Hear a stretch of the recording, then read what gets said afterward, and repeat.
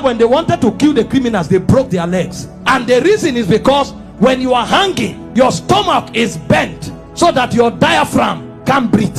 Air can't enter. So Jesus was there for 6 hours. You know what that means? For 6 hours, every time he breathed, he had to pull himself up. So he pulled himself on a nail up to breathe for 6 hours. He will pull up, breathe, go back, pull up for 6 hours. Remember, his back is already torn. So as he's pulling up, he's feeling pains on the wrist, his back is scrubbing on the cross, and his leg is feeling pain. To breathe and go back. Every breath was death for you for 6 hours. And they were mocking him at the same time. So there was soulish torture, there was physical torture. As if that's not enough, he carried sin on him. So God was not connected to him at the time. God had to turn away.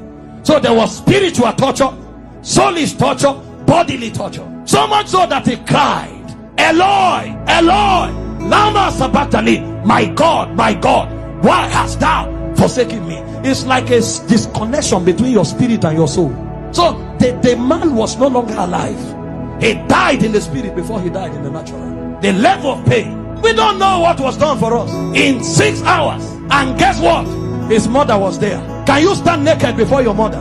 This is the man that the mother saw do wonders.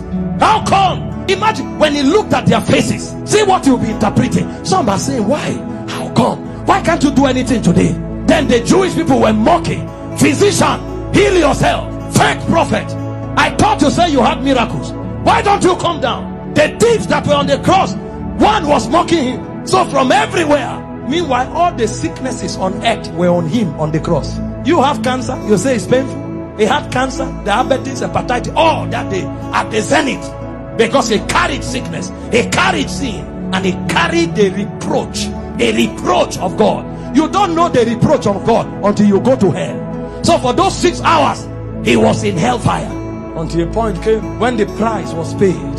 He looked up and said, I'm thirsty. They gave him vinegar. He said, no, that's not what I'm looking for. I'm looking for the river that flows from the throne of God. I'm looking for that which satisfies indeed. When they didn't have it to offer, he said, it is finished. And he said, Father, unto you I commit my spirit. I commit. Because they couldn't kill him. They couldn't kill. No, you don't kill him. This commandment I've received from my Father. I have the power to lay down my life and to take it up. So he felt all those pains, keeping his life inside him.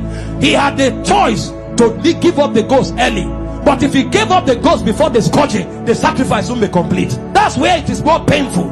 He had the power to say, no, now I depart. But he kept his life and suffered the pain. From the scourging, to the shame, to the reproach, to the embarrassment, to the flogging, to the crucifixion, until he checked and saw that the sacrifice was complete.